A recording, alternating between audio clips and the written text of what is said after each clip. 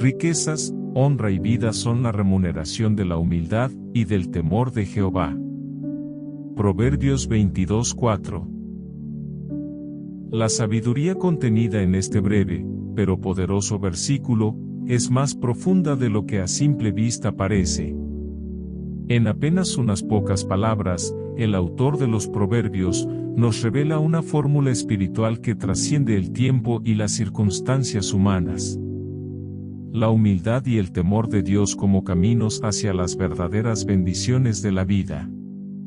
Vivimos en un mundo que idolatra el éxito, la fama, el dinero y la influencia. La mayoría busca riquezas a cualquier precio, honra en forma de reconocimiento público, y una vida que se traduzca en placeres, lujos y satisfacción constante.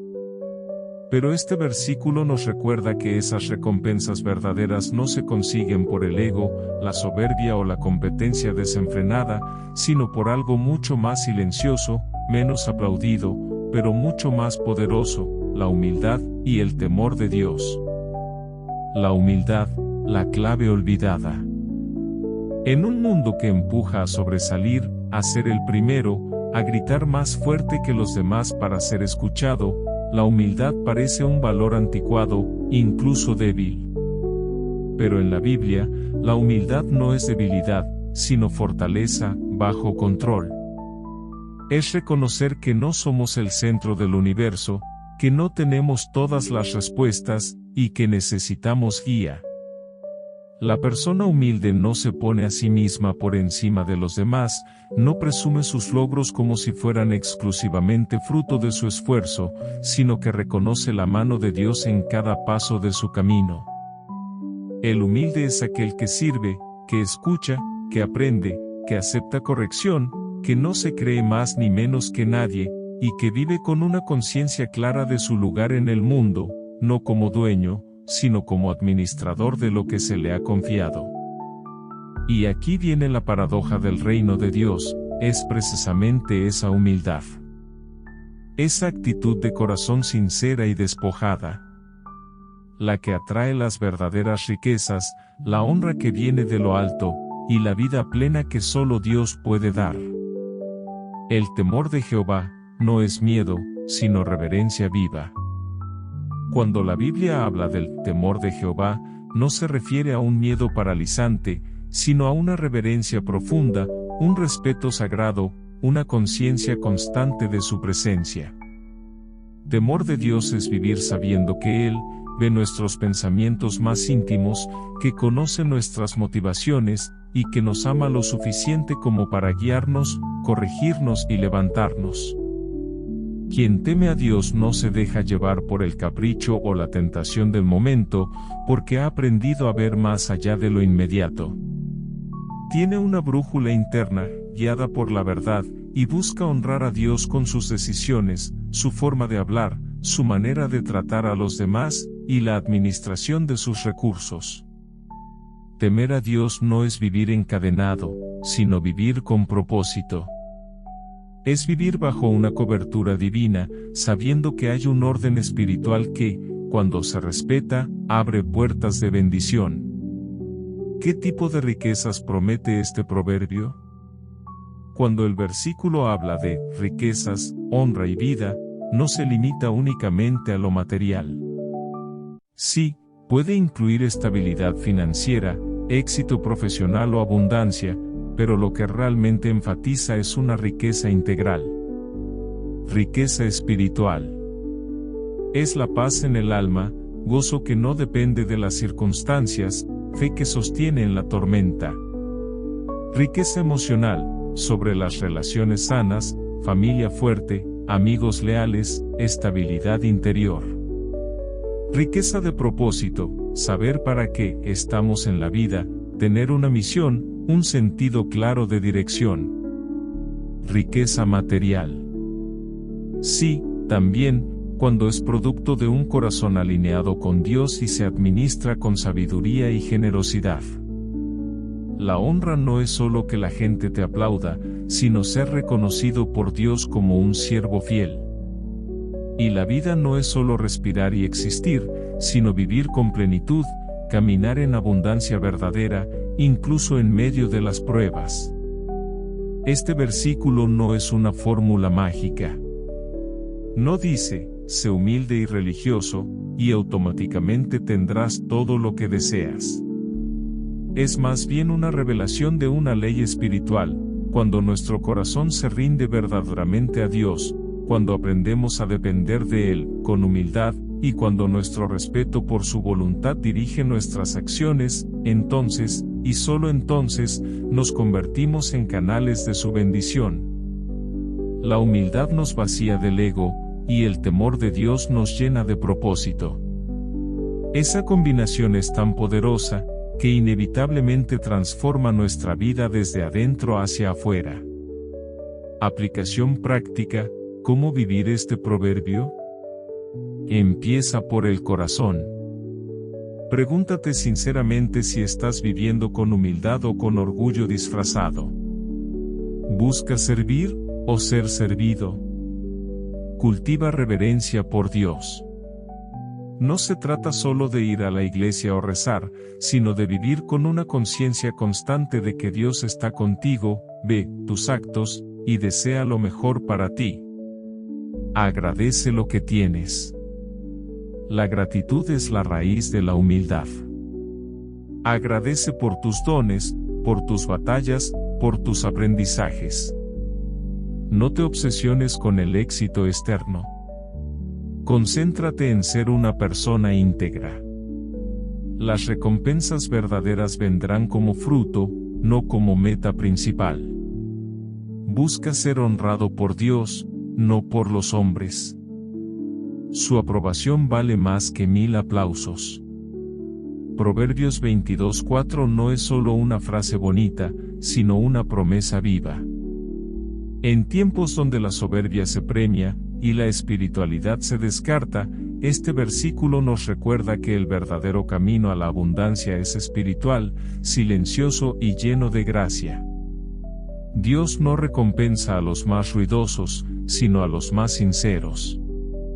No a los que aparentan, sino a los que caminan con Él, con humildad, con temor reverente y con un corazón dispuesto. Y aunque tarde o temprano el mundo los vea prosperar, su recompensa más grande no es externa, sino interna. Una vida en paz con Dios, consigo mismos, y con los demás. A continuación escuchemos un testimonio de fe, inspirada en el Proverbios 22. En un rincón apartado del mundo, donde los caminos eran de tierra, y los inviernos golpeaban fuerte, vivía un hombre llamado Mateo. No era rico, ni sabio, según los estándares del mundo. Su casa era de adobe, su tierra escasa, y su ropa siempre tenía alguna costura reciente. Pero lo que nunca le faltaba era fe. Cada mañana, antes del alba, Mateo se arrodillaba en silencio frente a su ventanita de madera, y con las manos cruzadas sobre el pecho, decía: Señor, hoy quiero seguir sembrando, no por la recompensa, sino porque confío en ti. Enséñame a ser humilde, y a temerte como se teme al fuego que da calor, pero también enseña respeto. No hablaba mucho con los demás. Los vecinos lo conocían como el sembrador de la colina, porque año tras año, sin fallar ni uno solo, subía la ladera para plantar semillas en un terreno duro, lleno de piedras, donde casi nadie creía que algo pudiera crecer. Muchos se burlaban. Mateo, ese cerro está maldito. Le gritaban algunos. Nadie logra sacar una buena cosecha de ahí. Otros simplemente se reían. ¡Qué testarudo!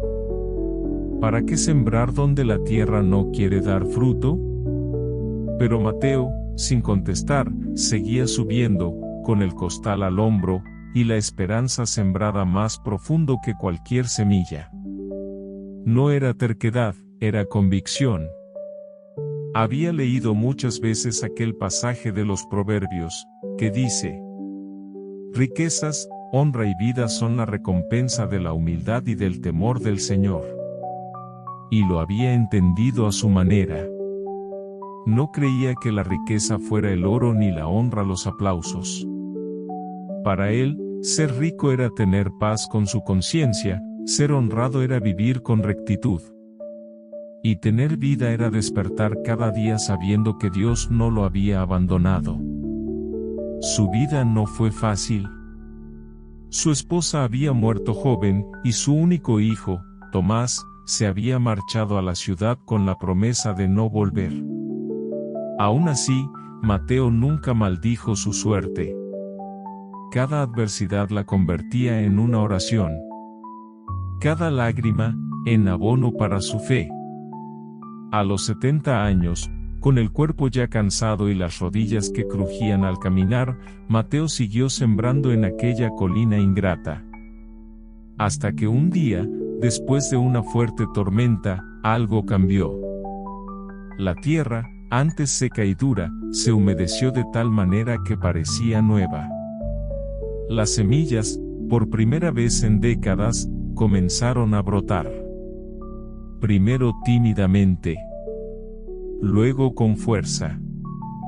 Para el final de la temporada, la colina se había convertido en un tapiz de verdes intensos, lleno de trigo, flores silvestres y frutos pequeños. Los vecinos no daban crédito. Decían: es un milagro. Esa colina nunca había producido nada. ¿Cómo lo hizo, Mateo? Pero Mateo solo sonreía. No levantó la voz. No hizo alarde. No reclamó gloria. Solo respondió: yo solo sembré y esperé. Fue Dios quien obró. A veces, el tiempo de Dios se toma más que el nuestro. Pero nunca falla.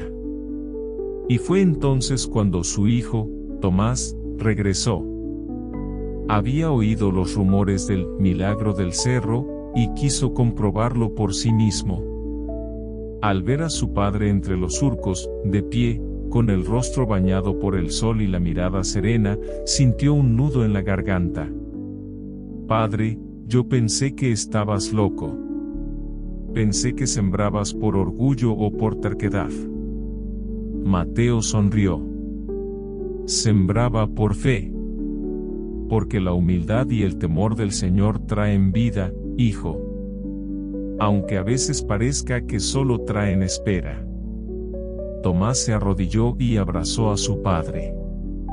Ese día no solo floreció la colina, sino también un corazón endurecido por la ausencia y el orgullo. La verdadera cosecha. Mateo murió 2 años después, rodeado de vecinos que ahora lo respetaban como sabio, y de un hijo que había aprendido a mirar la vida con ojos nuevos. La colina siguió dando fruto durante muchos años más, y en el pueblo, cada vez que alguien pasaba por aquel lugar, decía: ahí está la colina de Mateo, la que Dios honró. Y en una piedra que su hijo mandó colocar, se podía leer grabado: riquezas, honra y vida son la remuneración de la humildad y del temor de Jehová. Proverbios 22:4.